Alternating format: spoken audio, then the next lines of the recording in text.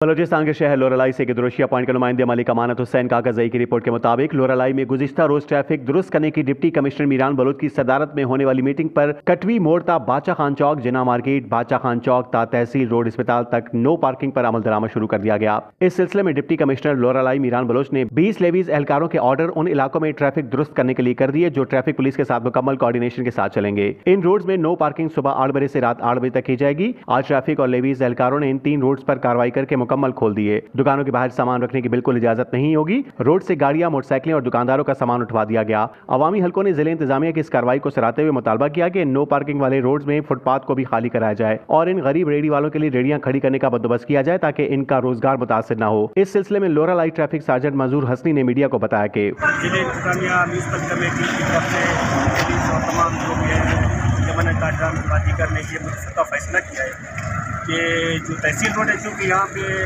کافی parking ہوتی تھی اور یہاں پہ رش ہوتا ہے اور چونکہ ادھر اسپتال کی طرف مریضوں کو جانا پڑتا ہے جس میں کافی مشکلات پیش آتی ہیں۔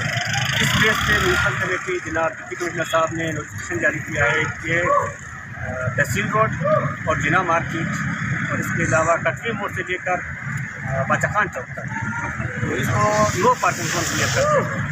اس کے لیے ہم نے پچھلے 2 دن سے اس پر اشتہارات بھی جاری کیا ہے اور اس پر جو ہے باقاعدہ اعلانات کیے ہوئے ہیں، اناؤنسمنٹ کی۔ تو اسی وجہ سے اسی کو صبح 8 سے لے کر شام 8 بجے تک اس ایریے میں جو نو پارکنگ زون قرار دیا گیا ہے، اس پر عمل درآمد جاری ہے۔ جو بھی خلاف ورزی کرے گا ہے اس کے خلاف اس کے مطابق قانون کارروائی کی جائے گی۔